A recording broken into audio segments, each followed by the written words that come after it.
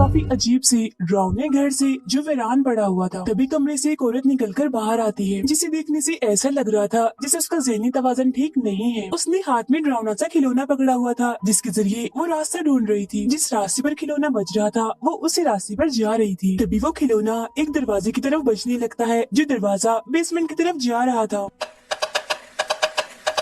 अंदर आने के बाद वो खिलौना एक गत्ते की दीवार के पास बजने लगता है। तो वो औरत उस गत्ते की दीवार में एक सुराख करके झांकने लगती है। अब आगे क्या हुआ ये हम नहीं देख पाते। फौरन बाद ही हम देखते हैं आइजक को, जिसका 1 साल पहले एक्सीडेंट हुआ था, जिसमें उसकी याददाश्त चली गई थी। आइजक का दोस्त उसे एक लड़की और घर की देखभाल का काम देता है, ताकि पैसों की जो उसे तंगी है वो खत्म हो जाए और वो अच्छा कमा सके। अब आइजक का दोस्त यानी बेरेट बताता है कि कुछ वक्त पहले ही मेरे भाई ने अपनी जान ले ली। तब से उसकी वाइफ भी गायब है, जिस वजह से उनकी इकलौती बेटी अकेली पड़ गई है, यानी मेरी भतीजी, और उसी का तुम्हें ख्याल रखना है। इस काम को करने के लिए मैं तुम्हें बहुत सारे पैसे दूंगा। अब यहाँ आइजक सोच में पड़ जाता है कि देखभाल करना तो मामूली सा काम है, तो ये मुझे इतने ज्यादा पैसे क्यों दे रहा है। लेकिन क्योंकि उसे पैसे चाहिए थे, इसीलिए वो मान जाता है काम के लिए। अगले दिन वो दोनों घर पहुँचते हैं, लेकिन ये घर काफी वीरान जगह पर था, वो भी नदी के बिल्कुल बीचों बीच एक आइलैंड पर। ये देखकर आइजक घबरा जाता है और अपने दोस्त से सवाल करता है कि तुमने पहले क्यों नहीं बताया कि तुम्हारे भाई का घर नदी के बीच में है, क्योंकि मुझे तो तैरना ही नहीं आता। लेकिन बेरेट उसे जैसी तैसी बना लेता है। अब ये वही घर होता है जिसमें हमने उस अजीब सी औरत को देखा था, जो खिलौने से रास्ता ढूंढ रही थी। ये घर आज भी वीरान था, कोई भी यहाँ नजर नहीं आ रहा था। यहाँ आते ही बेरेट आइजक को एक जैकेट देता है, जिसके साथ बड़ी सी जंजीर बंधी हुई थी, और आइजक से कहता है कि चाहे कुछ भी हो जाए, तुम्हें मेरी भतीजी, जिसका नाम ओल्गा है, उसके कमरे में नहीं जाना, क्योंकि अपनी माँ की तरह उसका ज़हनी तवाज़ुन भी थोड़ा बहुत खराब है। तो इसका मतलब ये था कि वो औरत ओल्गा की माँ थी। आगे वो कहता है कि ओल्गा इतनी अजीब सी है कि कोई भी उसके पास जाए तो वो घबरा जाती है। इस चीज से बचने के लिए वो हमेशा ही अपनी आंखें बंद करके एक कोने में पड़ी रहती है। अब बेरेट उसे ओल्गा के कमरे में जाने से रोकने के लिए वो जैकेट पहना देता है, क्योंकि इस पर बंधी हुई जंजीर उस कमरे तक नहीं जाती थी। अब ये जैकेट लोहे के सूट से कम नहीं थी, क्योंकि एक तो इसके साथ इतनी लंबी जंजीर थी, दूसरा इस पर बहुत सारे ताले भी लगे हुए थे। अब आइजक की जैकेट पहनना नहीं चाहता था, क्योंकि जाहिर सी बात है ये सब कुछ नॉर्मल तो नहीं था, बल्कि कोई गड़बड़ थी। लेकिन पैसों की जरूरत की वजह से ना चाहते हुए भी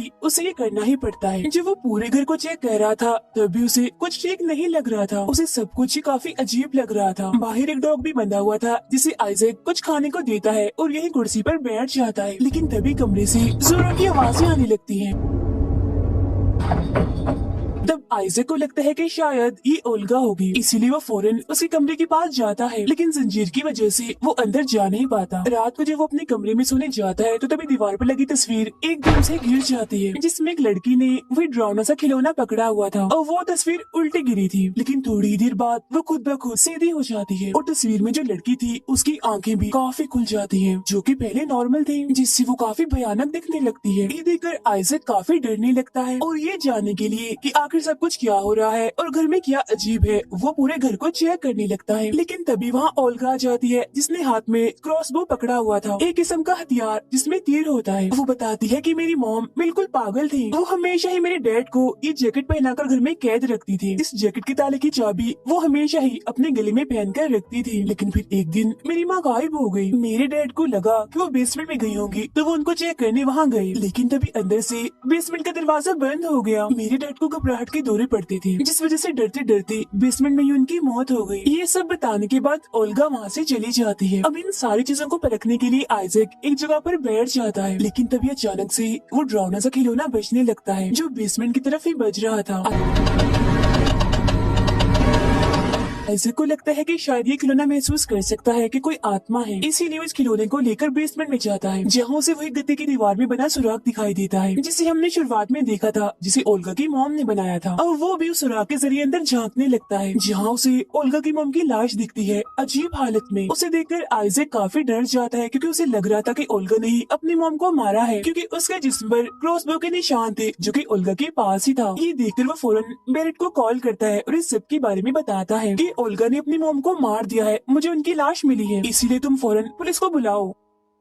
और वो ओल्गा को भी कमरे में बंद कर देता है और बेसमेंट में जाकर अपनी जंजीर खोलने लगता है। तभी उसे ओल्गा के कमरे से आवाज आने लगती है। वो बताती है कि मैंने अपनी मॉम को नहीं मारा, बल्कि मेरे डैड और मेरे अंकल बेरेट ने मिलकर मेरी मॉम को मारा था। अब तुमने ये सारी बातें बेरेट को बता दी हैं, इसीलिए वो तुम्हें भी नहीं छोड़ेगा, जान से मार देगा वो। ये सुनकर वो ओल्गा का कमरा खोल देता है। तो वो उसे एक और हैरान कर देने वाली बात बताती है और कहती है कि 1 साल पहले तुम खुद यहाँ पर आए थे और तुमने मेरे डैड को बेसमेंट में बंद किया था। तुमने 1 साल पहले वो सब कुछ मेरे अंकल बेरेट के कहने पर ही किया था। I asked my uncle, he said, no, I found her body too. लेकिन आइजैक को कुछ भी याद नहीं था, इसीलिए वो कुछ समझ नहीं पाता। वो कहता है कि मुझे भी बेरेट ने बताया था कि तुम्हारा ज़हनी तवाज़ुन ठीक नहीं है, इसलिए तो तुम ये सब बातें कर रही हो, क्योंकि आज से पहले मैं इस घर में कभी नहीं आया। फिर वो दोबारा से बेरेट को कॉल करता है और कहता है कि ओल्गा अजीबोगरीब बातें कर रही है, उसे समझाओ तुम। लेकिन फोन पर उल्टा वो ओल्गा को ये बताता है कि तुम्हारे माँ बाप के साथ जो भी हुआ वो मैंने नहीं बल्कि आइजैक ने किया। ये सुनते ही वो काफी हैरान होता है और ओल्गा से कहते हैं कि मैंने कुछ नहीं किया, ना ही मैंने तुम्हारे माँ बाप को मारा है, लेकिन फिर भी अगर तुम्हें ऐसा लगता है कि सब मैंने किया तो बेशक तुम पुलिस को बुला सकती हो। लेकिन वो ऐसा नहीं करती। अब आइजैक बेसमेंट में चला जाता है ताकि वो अपने जैकेट में लगी जंजीर को खोल सके, लेकिन वो नहीं खोल पाता। अब वो एक सुराग के जरिए ओल्गा के कमरे में रखी हुई चाबी को चुराने की कोशिश करता है, लेकिन ओल्गा उसे देख लेती है और गुस्से में उसकी उंगली तोड़ देती है।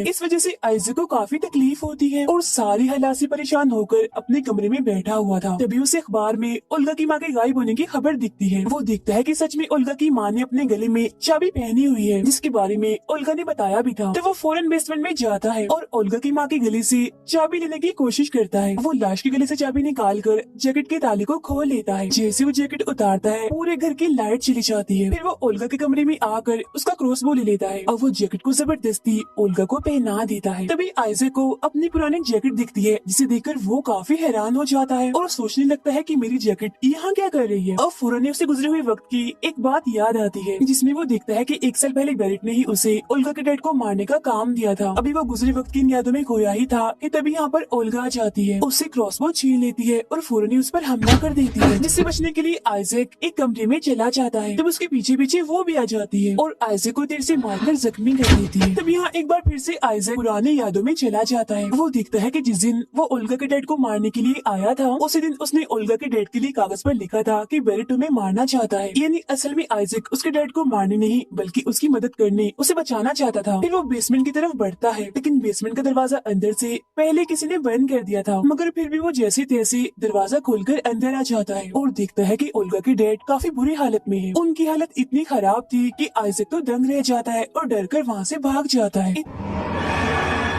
नहीं देर में बेरेट भी यहाँ पर आ चुका था और वो आइजैक से पूछता है क्या तुमने अपना काम कर दिया, जिस पर वो कहता है मैं अपना काम करने ओल्गा के डैड को मारने गया था, लेकिन दरवाजा अंदर से बंद था। अब बेरेट के हाथ वो कागज लग जाता है जिस पर आइजैक ने ओल्गा के डैड को लिखा था कि वो आपको मारना चाहता है। अब उसे पता चल चुका था कि घर में और कोई तो है नहीं, तो ये हरकत आइजैक ने की। इस वजह से उसे आइजैक पर काफी गुस्सा आता है, लेकिन वो ये बात आइजैक को महसूस होने नहीं देता कि उसे पता चल गया है कि किसने लिखा है। अब उसे शक भी होता है कि कहीं इसने पुलिस को तो नहीं सब बता दिया, इसीलिए वो बहाना करके घर से बाहर चला जाता है। लेकिन वो कहीं नहीं गया था बल्कि वहीं पर ही छुपा हुआ था। फिर रात को जब आइजैक छत पर था तो उसके पास बेरेट आता है। वो उसे छत से धक्का देकर नीचे गिरा देता है। दरअसल यही वो हादसा था जिस वजह से आइजैक की याददाश्त गई थी। अब ये सारी बातें याद आते ही मौजूदा वक्त में उसकी याददाश्त भी वापस आ चुकी थी, जिस वजह से वो घर से भागने लगता है। तभी उसे रास्ते में ओल्गा की माँ की आत्मा दिखाई देती है जो उसे डराने की कोशिश करती है, जिससे डरकर वो चिल्लाने लगता है और उसी कमरे में आ जाता है जहाँ ओल्गा की माँ की लाश थी।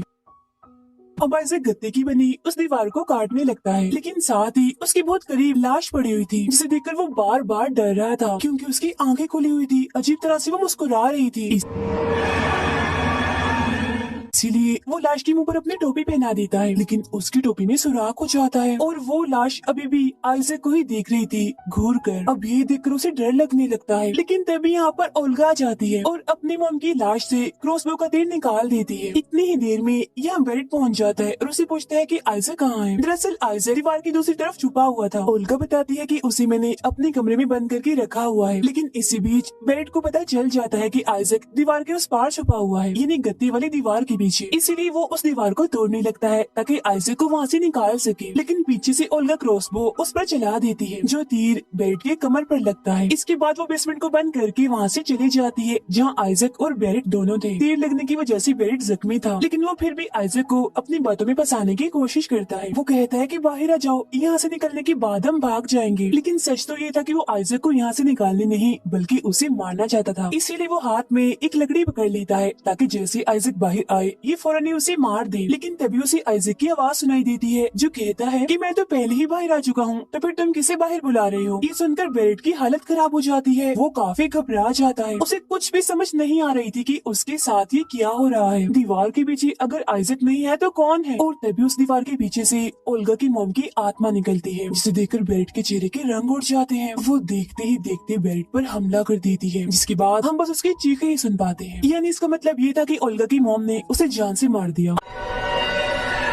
आइजैक भी उस डॉग को आजाद करके वहाँ से चला जाता है। तभी ओल्गा भी बाहर आ जाती है और बड़े गौर से आइजैक को देख रही थी, लेकिन वो उसे मारने की कोशिश भी नहीं करती। अब मैं आपको कहानी के बारे में बता देती हूँ कि आखिर हुआ क्या था। असल में बेरेट और ओल्गा के डैड एक गलत बिजनेस करते थे, लेकिन उनके इस बिजनेस के बारे में ओल्गा की माँ को नहीं पता होता। लेकिन जैसे उसे भनक लगती है वो अपने हस्बैंड पर काफी गुस्सा करती है और आगे से उसका हस्बैंड कोई गलत काम ना करे इसीलिए वो उसे जैकेट से बंद करके रखती थी। लेकिन ओल्गा के फादर को कैसे भी करके ये बिजनेस चलाना था। उन्हें बिल्कुल भी पसंद नहीं था कि उनकी वाइफ उन पर ऐसे रोक टोक करे, इसलिए ओल्गा के डैड और बेरेट ने मिलकर ओल्गा की मॉम की जान ले ली और उनकी लाश को हमेशा के लिए बेसमेंट में छुपा दिया। हर तरफ ये अफवाह फैला दी कि उसकी मॉम कहीं गायब हो गई है। लेकिन फिर अपना बदला लेने के लिए ओल्गा की मॉम की आत्मा उसके डैड को परेशान करने लगी, जिससे वो पागल होने लगे। इसी वजह से उन्होंने खुद को बेसमेंट में बंद करके अपनी जान ले ली, क्योंकि जैसा कि मैंने आपको बताया था कि बेसमेंट का दरवाजा अंदर से बंद था, यानी जब आइजैक ने उसे चेक किया था। लेकिन साथ ही बेरेट ने भी ओल्गा के डैड को अपने रास्ते से हटाने के लिए आइजैक को चुना। लेकिन आइजैक को ओल्गा के डैड पर तरस आता है, इसीलिए उसने कागज पर लिखकर उन्हें बताने की कोशिश भी की। फिर जब बेरेट ने वो कागज देखा तो उसे पता चल गया कि आइजैक को मेरी सच्चाई पता चल चुकी है, इसीलिए उसने उसे भी मारने के लिए छत से गिरा दिया। लेकिन आइजैक मरा नहीं, बस उसकी याददाश्त चली गई। मगर क्योंकि किसी भी तरह करके वो आइजैक को भी मारना चाहता था, इसीलिए वो जानबूझकर उसे इस वीरान घर में लाया, क्योंकि उसे लग रहा था कि ओल्गा की हालत इतनी खराब है कि वो आइजैक को देखते ही मार देगी। लेकिन ऐसा नहीं हुआ। रही बात उसकी रोने की, उसके जरिए ओल्गा की माँ की आत्मा बाकी लोगों से बात करना चाहती थी ताकि वो बता सके कि मेरी लाश बेसमेंट में है। इसीलिए तो हर बार बेसमेंट की तरफ ही इशारा किया ताकि ये लोग उसकी लाश को दफन कर दे और उसकी आत्मा को सुकून का सांस मिले। लेकिन क्योंकि सारा की धरा उसके हस्बैंड और बेरेट का था, इसीलिए पहले उसने हस्बैंड को पागल करके मारा और बाद में बेरेट को भी। दोनों से बदला उसने ले लिया था, तो अब उसकी आत्मा को सुकून भी मिल जाएगा। इसी के साथ ये फिल्म यहीं पर खत्म हो जाती है।